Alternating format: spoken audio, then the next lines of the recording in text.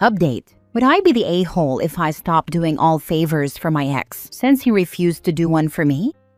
Original post. This is kinda sweaty, but my ex-husband Greg, 38 male, and I, 30 female, have 2 kids, Louisa 9 and Ted 7. We divorced over 5 years ago and co-parent very well. The divorce was because I was happy with our 2 children, but he wanted more, and even therapy didn't help. We have had basically no issues. There's no child support. We're 50-50. Have never had issues having the kids if the other parent has something come up, and understand that it's just about making sure their lives aren't too disrupted. Greg remarried Tessie, 38 female, 4 years ago, and they have another child, a boy, with another about to make their appearance in this world in a few weeks. I am marrying my fiancé Luke, 36 male, in February. We've been together for about 3 years, and he's known my kids for 2. We moved in together last year. We have a group chat but aren't overly friendly or anything. We only talk about the kids and keep it pretty lighthearted. Our only rules with the other dating partners are that we would introduce them to the other before they met the kids, which went great with both of them. When Tessie and Greg married, I obviously kept the kids an extra week for their honeymoon, and again for my actual week so they could settle in. They didn't live together before they got married. When they had their first baby, I kept our kiddos for about a month, but brought them over a few times to see their new brother obviously, so they could settle in since it was Tessie's first baby. A few weeks ago, at one of Louisa's games, Tessie told me the date her C-section was scheduled for, which is in the middle of their custody week. I told her we were excited for them and of course I could keep them that week and my following week, and we could go back to normal their next custody period. She kind of hemmed and hawed and asked if we could keep them for another custody week to give them a month again, to get used to things. I said that was fine. I didn't expect them to need that much time for their second baby, but C-sections are major surgeries, and I said I'd be happy to keep the kids. They don't live far from us, so bringing them over to hang out won't be too out of my way. And of course, I love having my kids with me. Anyway, we finalized our plan for our honeymoon, which is 3 weeks. I know it seems excessive, but it's something on both of our bucket lists and not something the kids would be too interested in. The honeymoon seems like the best opportunity to do it. Basically, what would happen would be that we'd get married on Saturday, my week. The kids would stay with Greg that night and stay for his week. Then they would keep them for our week and their next week. So they'd have them for one of my custody weeks plus one extra evening.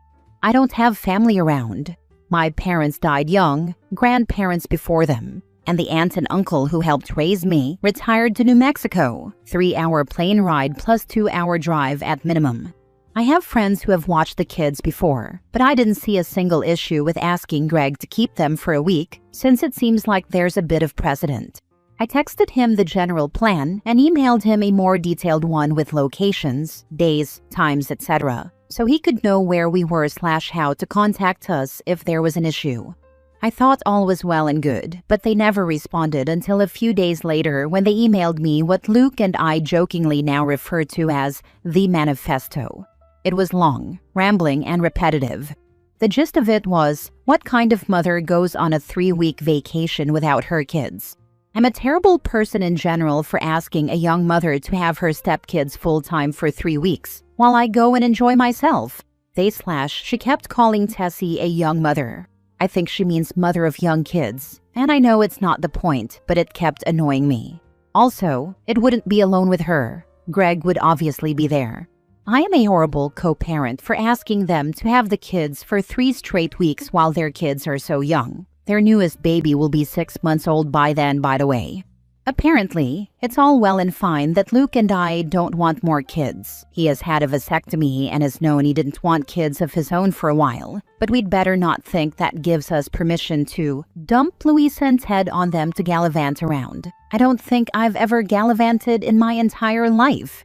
We needed to figure our own weeks out ourselves. This was not life or death, and it was ridiculous to ask them. I got petty after this, especially with them acting as if we are constantly dumping the kiddos on them. So I went through the last 4 years of texts and made a spreadsheet of how many times either of us has asked the other to keep the kids, along with the duration, on an Excel sheet. While we have both made these requests, they have done so for 87 nights, 52 times, versus my 12 nights, 8 times. Obviously, this makes sense since they have a baby, and I didn't send it to them or anything, but it was good to know I'm not crazy. My friends say I should tell them that, fine, I won't keep them during their custody time after their new baby comes. I'm not going to do that. I love my kids and want to see them as much as I can, but I do a lot extra for them. Just some examples. I, sometimes Luke, if he's off work, pick the kids up every single day after school. And on Greg's custody weeks, I drop them off at their house since he doesn't get off until 5. So Tessie doesn't have to take the baby out to pick them up. Keep in mind that she does not work anymore. Our divorce decree says that whoever's week it is must drop the kids off at the other parent's house. But I've been doing all of the back and forth for a while again because they have a kid and because it's not that far. 5-minute drive, 20-minute walk if it's nice. I take the kids to all of their appointments, do all of the school parent stuff during the day, etc. Since I have a super flexible schedule and Greg's isn't, he would need to use PTO for all of this. We usually split health insurance per the divorce decree. They're on his work's insurance, but since I take them to all of their appointments, I pay all of the co-pays.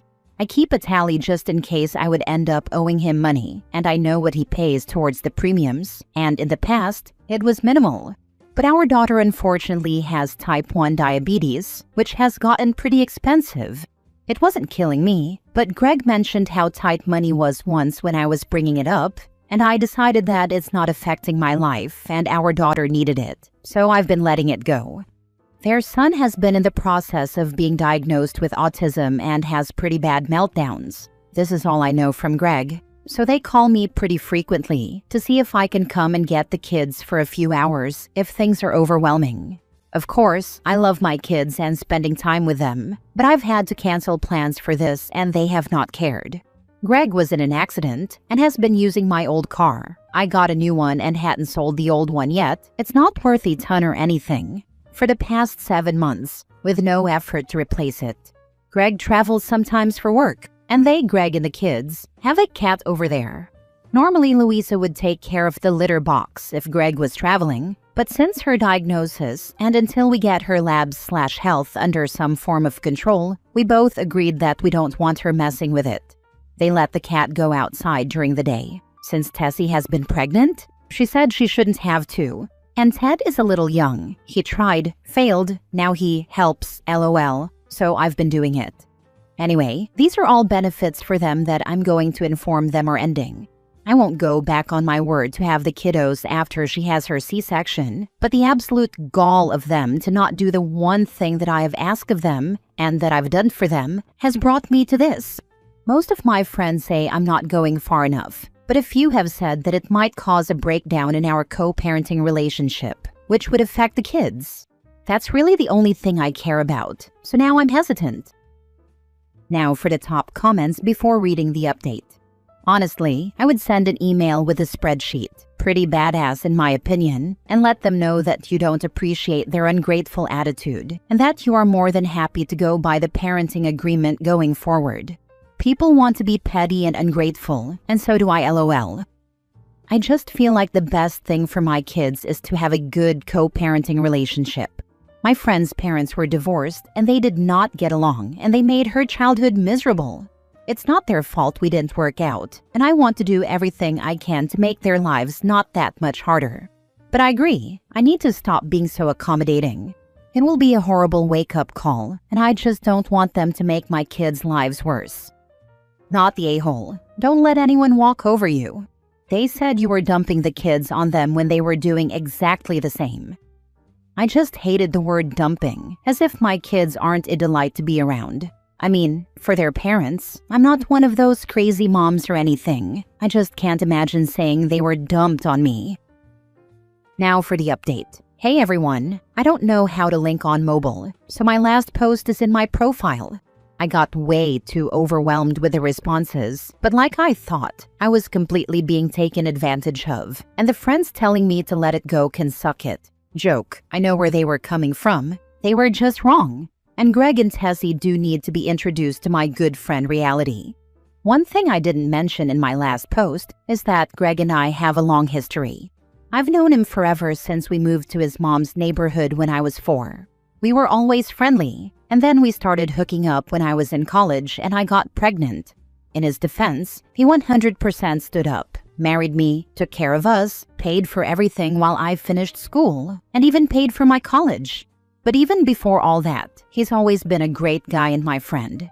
I know it seems like I was being taken advantage of, but of course, over the years, people probably thought I was taking advantage of him before I started making the big bucks.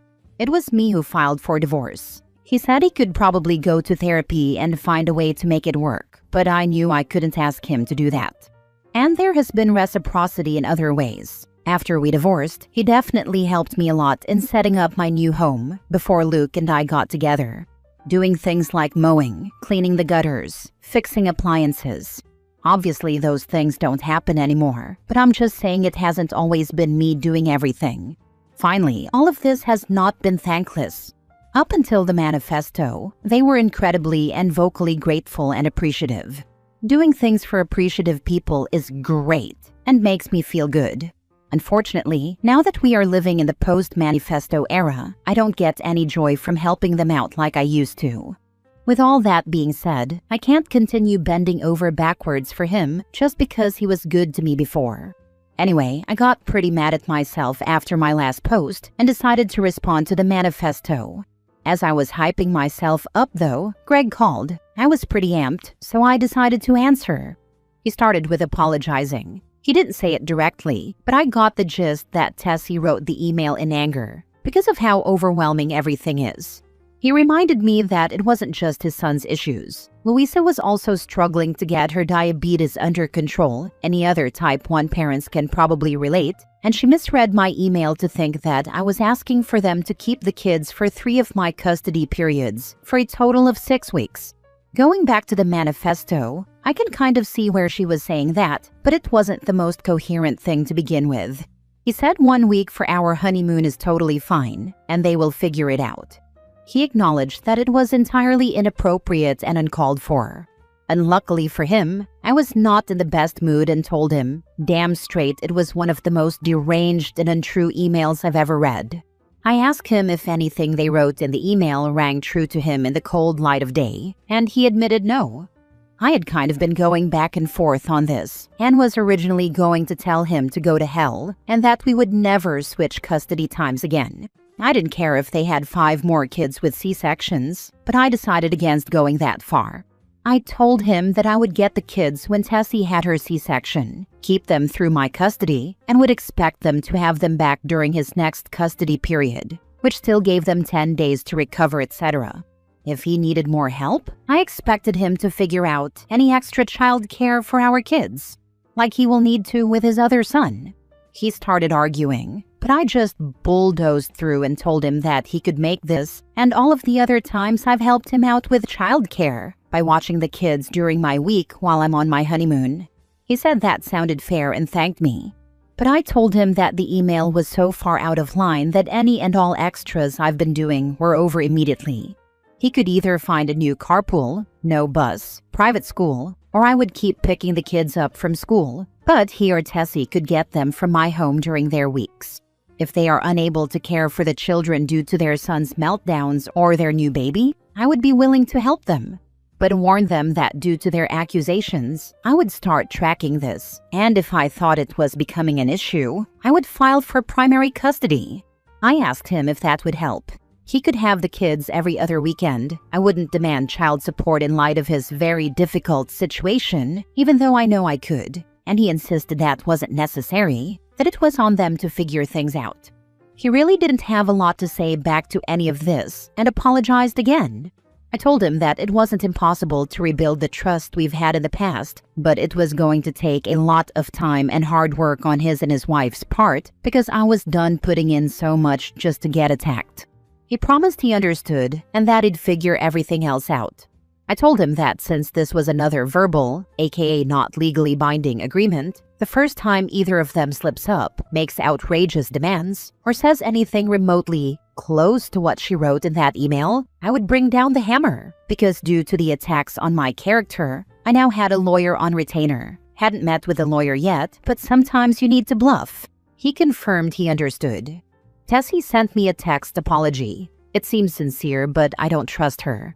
I know Greg wouldn't throw her under the bus, but the fact that she thought it was okay to send such a demeaning and demonizing email to me after all I've done for her really ruined any grace I was willing to give her. I sent her a short acknowledgement text and went on with my day. Both their lives are about to get much more difficult. If they try to put any of that discomfort or difficulty on my kids, I will move swiftly. But also, if it means that my kids get a little less at their dad's house than they do here, that's not the worst lesson for them. Their needs will always be met, I know that. And they've been in therapy for a while. So while I'm concerned that Tessie could take her frustrations out on them, I truly think they would tell me. I read so many other stories on here and realized that 2 things. So, the thing with the car, it's meant for my friend's stepdaughter for when she gets her permit. She is 15, and we all love her so much, but she has that disease that 15-year-olds get, where she really doesn't have any motivation whatsoever.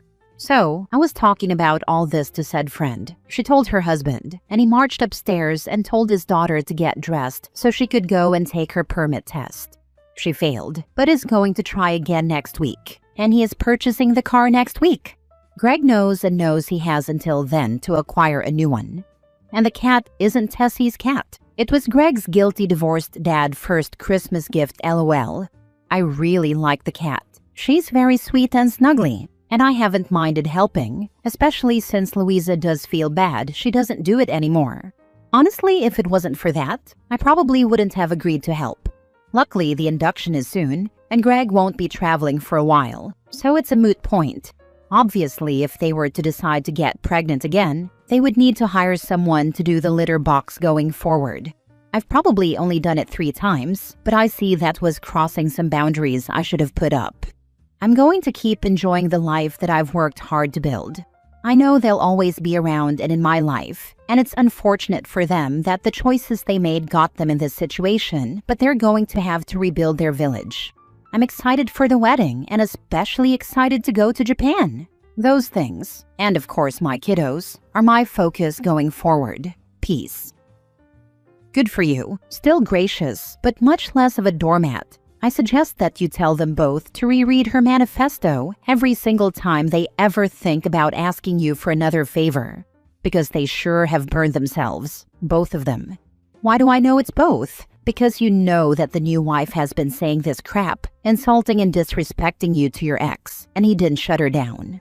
No one develops that ridiculous level of entitlement without spouting off in front of others and having them agree or say nothing. So next time he asks you for a favor, we know she won't, ask him if he is still letting her insult you in private, because he absolutely was. I actually did. When he started pushing back about no more favors, I told him to read the email again and call me back. Last story. Would I be the a-hole for refusing to let my mom move in with me after she sold her house to pay for my